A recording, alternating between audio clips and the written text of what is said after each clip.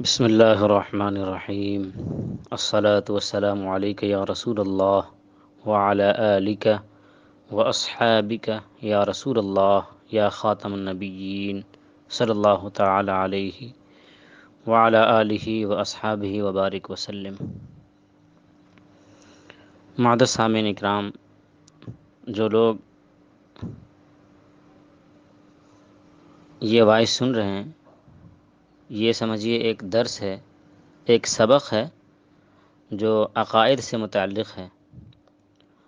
اب ہم یہاں عقائد سے متعلق جو گفتگو کریں گے وہ عقائد متعلقہ ذات و صفات الہی جل جلالہ، یعنی اللہ تبارک و تعالی سے متعلق ان کی صفات کے بارے میں ہمیں کیا عقیدہ رکھنا چاہیے، اس بارے میں اس میں جو ہے گفتگو کی جائے گی۔ اور اس موضوع پر 29 یعنی 29 عقیدے جو ہے بیان کی جائیں گے ترتیب وار۔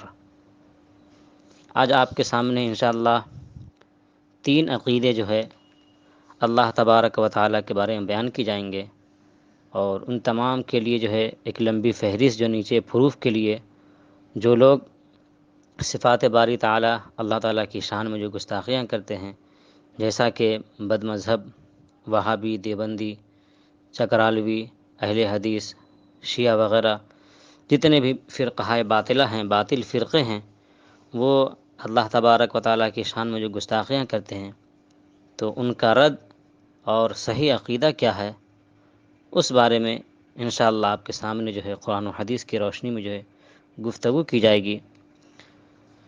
تو بغور اسے سماعت فرمائیں اور اسے اپنے ذہن و دماغ میں اسے بسائیں، اور اپنے گھروں میں کے اندر جو ہے ان عقائد کو اپنے گھر والوں کو، بچوں کو جو اس کی تعلیم دیں۔ عقیدہ نمبر 1، اللہ عز و جل ایک ہے۔ اس کے لیے دلیل ہے قل هو اللہ احد، یعنی اے محبوب آپ فرما دیجئے کہ اللہ ایک ہے، کوئی اس کا شریک نہیں۔ یعنی اللہ رب العزت کی شان یہ ہے کہ وہ اکیلا ہے، اور دوسری صفت یہ ہے کہ اس کا کوئی شریک نہیں ہے، نہ ذات میں، نہ صفات میں، نہ افعال میں۔ نہ اس کی ذات میں کوئی شریک ہو سکتا ہے، نہ اس کی صفات میں جو ہے کوئی شریک ہو سکتا ہے۔ انسان کے پاس جو بھی صفات ہیں وہ جو ہے اللہ تبارک و تعالیٰ کی طرف سے عطا کیے ہوئے صفات ہیں، اور نہ احکام میں، ولا یشرک فی حکمہ احدا، یعنی اس کے حکم میں جو کسی کو شریک جو ہے نہ ٹھہراؤ۔ نہ اسما میں، یعنی ان کے جو اسما ہیں، فرمایا گیا قرآن پاک میں هل تعلم له سمیہ، اور وہ واجب الوجود ہے۔ پانچویں صفت یہ عقیدہ نمبر 1 میں سے کہ وہ واجب الوجود، یعنی وہ ہمیشہ سے ہے، یعنی اس کا وجود ضروری ہے، اور عدم محال ہے، یعنی وہ ہمیشہ سے ہے، ہمیشہ رہے گا۔ نمبر 7 قدیم ہے، یعنی ایسا نہیں کہ وہ ابھی، بلکہ وہ ہمیشہ سے ہے، اب اس زمانے کی انتہا اور اس کی ابتدا کوئی انسانی ذہن و دماغ میں اس کا تصور نہیں آ سکتا، بلکہ اللہ تبارک و تعالیٰ جو ہے قدیم ہے، یعنی ہمیشہ سے ہے۔ ازلی کے بھی یہی معنی ہے، یعنی باقی ہے، یعنی ہمیشہ رہے گا، اور اس کو ابدی بھی کہتے ہیں، یعنی ازلی ہے، ابدی ہے، اس کا مطلب یعنی کہ وہ ہمیشہ سے ہے اور ہمیشہ رہے گا۔ وہی اس کا مستحق ہے کہ اس کی عبادت و پرستش کی جائے۔ پرستش یعنی اسی کو پوجا جائے، اسی کی عبادت کی جائے، جیسا کہ اللہ تعالیٰ قرآن پاک میں فرماتا ہے یا ایھا الناس اعبدوا ربکم الذی خلقکم، اے لوگو تم اپنے رب کی عبادت کرو، الذی خلقکم، جس نے تمہیں پیدا کیا۔ پارہ نمبر 1 سورہ بقرہ آیت نمبر 21۔ تو معزز سامعین اکرام، یہ عقیدہ نمبر 1 جو ہے بیان ہوا، جس کے حوالہ جات بھی اوپر جو ہے تحریری طور پر جو موجود ہے، بہار شریعت حصہ اول سے جو ہے یہ ساری چیزیں آپ کے سامنے جو ہے بیان کی جا رہی ہے۔ اب آتے ہیں ہم عقیدہ نمبر 2 کی طرف۔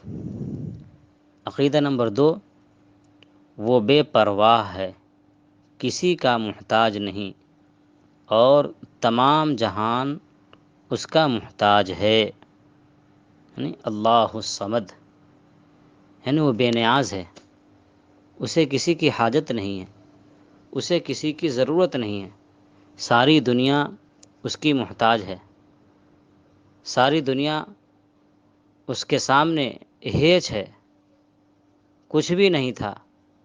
اللہ تبارک و تعالی نے ہمیں آپ کو سب کو عدم سے وجود کی طرف لایا۔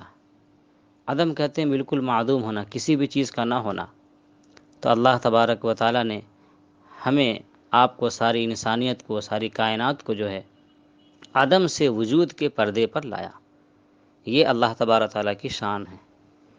تو وہ بے پرواہ ہے، کسی کا محتاج نہیں ہے، بلکہ وہ فرمائے کن فیکون، ہو جا، تو وہ چیزیں جو ہے ہو جایا کرتی ہیں۔ عقیدہ نمبر 2۔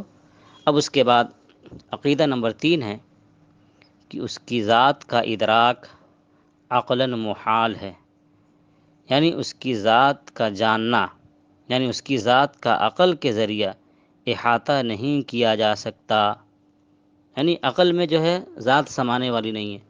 جیسا کہ قرآن پاک میں، حدیث پاک میں بیان کیا گیا کہ اللہ تبارک و تعالی کا ہاتھ جو ہے ید اللہ فوق ایدیہم، ان کے ہاتھ پر تھا۔ جیسا کہ بیعت الرضوان کے موقع پر جب صحابہ کرام رضوان اللہ تعالی علیہم اجمعین نے جب سرکار صلی اللہ علیہ وسلم کے دستے مبارک پر انہوں نے بیعت کی، تو اس بیعت کو اللہ تبارک و تعالی نے فرمایا ان الذین یبایعونک انما یبایعون اللہ ید اللہ فوق ایدیہم۔ تو اللہ تعالیٰ فرما رہا ہے کہ اللہ کا ہاتھ جو ان کے ہاتھ پر تھا۔ تب یہاں اللہ تبارک و تعالیٰ کے لیے ہاتھ کا اطلاق کیا گیا۔ تو اللہ تعالیٰ کو ہاتھ سے، پاؤں سے، جسم و جسمانیت سے، مکان سے، جگہ سے، ہر چیز سے پاک و صاف ماننا ہے، لیکن قرآن میں فرمایا گیا کہ اللہ تعالیٰ کے لیے ہاتھ ہے۔ تو اس کے بارے میں امام اہل سنت اعلیٰ حضرت فاضل بریلوی رضی اللہ تبارک و تعالی عنہ نے اس کی تفصیل اس انداز میں بیان فرمائی جیسا کہ اس کی شان کی لائق ہے۔ یہ چیزیں عقل و دماغ میں، ذہن میں آنے والی نہیں ہیں۔ اسی کو صاحب بہار شریعت علامہ امجد علی اعظمی نے اپنی اس کتاب میں تحریر فرمایا عقیدہ نمبر 3 میں کہ اس کی ذات کا ادراک عقلاً محال ہے، یعنی اس کی ذات عقل میں آ ہی نہیں سکتی۔ انسان کتنا ہی سمجھنا چاہے لیکن اس ذات کو سمجھ نہیں سکتا، عقلاً محال ہے کہ جو چیز سمجھ میں آتی ہے عقل اس کو محیط ہوتی ہے، یعنی جو چیز انسان کے ذہن میں سمجھ آ جائے تو اس چیز کا ایک دائرہ ہوتا ہے، اس چیز کا ایک احاطہ ہوتا ہے، لیکن اللہ تبارک و تعالیٰ ایک دائرے سے، احاطے سے، ہر چیز سے پاک و صاف ہے، اور اس کو کوئی احاطہ نہیں کر سکتا۔ یعنی اللہ تعالیٰ کی شان یہ ہے کہ اسے کوئی احاطہ، اسے کوئی گھیر نہیں سکتا ہے۔ تو اس کی ذات عقل میں سمانے والی نہیں ہے، کسی بھی عقل میں اس کی ذات کا ادراک جو ہے نہیں کیا جا سکتا۔ البتہ اس کے افعال کے ذریعے سے اجمالاً اس کی صفات، پھر اس صفات کے ذریعے سے معرفت ذات حاصل ہوتی ہے، یعنی اس کے جو افعال ہیں، جیسے کہ اقوال، جیسے کہ ان کے افعال میں سے اللہ تبارک و تعالی نے جو ہے فرمایا، قرآن پاک جو نازل فرمایا، تو اس قرآن پاک کی اس آیت کریمہ، اس کے روشنی میں، اس کے اجمال سے جو ہے اس کی صفات کی جھلکیاں جو ہے ہمیں نظر آ سکتی ہے۔ تو اس کے ذریعے سے ہم معرفت ذات الہی حاصل کر سکتے ہیں۔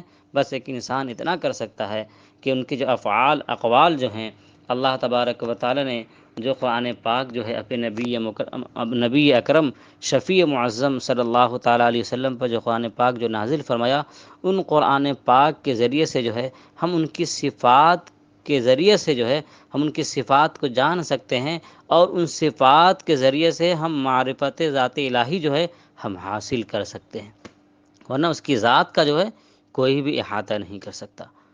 تو یہاں تک جو ہے یہ عقیدہ نمبر 3 جو ہے بیان کیے گئے، اس کے اندر جو ہے 29 عقیدے انشاءاللہ جو ہے بیان کی جائیں گے، جس کا جاننا ہم سب پر جو ہے آج ضروری ہے، خاص طور سے جو ہمارا نوجوان طبقہ جو دین سے دور ہے، کم سے کم اپنے ایمان عقیدے کی جو ہے حفاظت کر سکے۔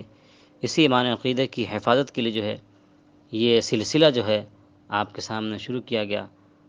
اللہ پاک تمامی سننے والوں کو جو ہے اسے سمجھنے اور اسے اپنے ذہن و دماغ میں جو ہے بسانے کی جو توفیق رفیق عطا فرمائے۔ انشاءاللہ یہ سلسلہ پھر جو ہے کل شروع ہوگا عقیدہ نمبر 4 سے۔